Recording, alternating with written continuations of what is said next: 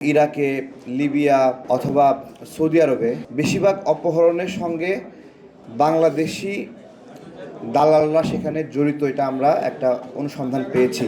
এবং এই অপহরণগুলোতে আমাদের বাংলাদেশি মোবাইল ব্যাংকিং ব্যবহার করা হয়, বিকাশ, নগদ অথবা বাংলাদেশের ব্যাংক ট্রানজ্যাকশন করা হয়। তো দুঃখজনক যে যদি বাংলাদেশি বিকাশ নাম্বার ব্যবহার করা হয় তাহলে কিন্তু খুব সহজেই এই অপহরণকারীদের খুঁজে বের করা যায়। একটা স্মৃতিচারণ করি, ইরাকে 5 জন প্রবাসী ভাই অপহৃত, আমার সঙ্গে পরিবার যোগাযোগ করেছে।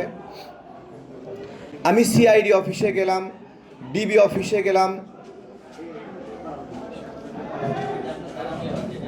তো ইরাকে 5 জন প্রবাসী ভাই অপহৃত হয়েছে, সেখান থেকে যোগাযোগ করেছে আমার সঙ্গে হোয়াটসঅ্যাপে।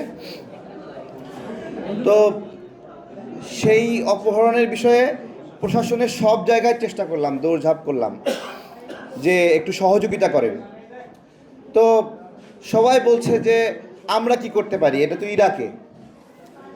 কেউ একটু মিনিমাম শুনলেও না আমার কথা যে এই অপহরণের বিষয়ে তারা কিছু করতে পারে।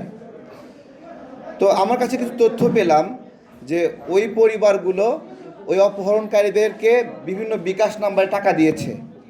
কিছু না, আমি এক জায়গায় বসে বসে ওই বিকাশ নাম্বারে যে টাকা দিয়েছে সেগুলোতে যোগাযোগ করে একটু হুমকি প্রদান করলাম, তাদেরকে একটু আতঙ্কিত করলাম এবং মিথ্যা পরিচয় দিয়েছিলাম যে আমি সিআইডি অফিস থেকে বলছি এরকম।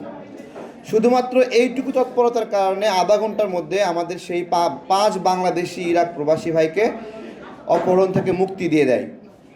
আমি বলতে চাচ্ছি যে রাষ্ট্র পারে না এমন কিছু নাই। এই যে অপহৃত হয়েছে 26 জনের পরিবার এখানে দাঁড়িয়ে আছে, আপনারা কাউকে না কাউকে টাকা দিয়েছেন না, বিভিন্ন সময় দিয়েছেন না? সেই নাম্বারগুলো বাংলাদেশি বিকাশ নাম্বার না, বাংলাদেশি নগদ নাম্বার না? দেখেন, এই পরিবারগুলোকে অপহরণ করেছে, তাদের সন্তানকে বা স্বামীকে অপহরণ করেছে, বাংলাদেশি বিকাশ নাম্বারে Bangladeshi mobile banking, Bangladeshi banking system ব্যবহার করে টাকা নিচ্ছে, রাষ্ট্র নাকি তাদেরকে ধরতে পারে না।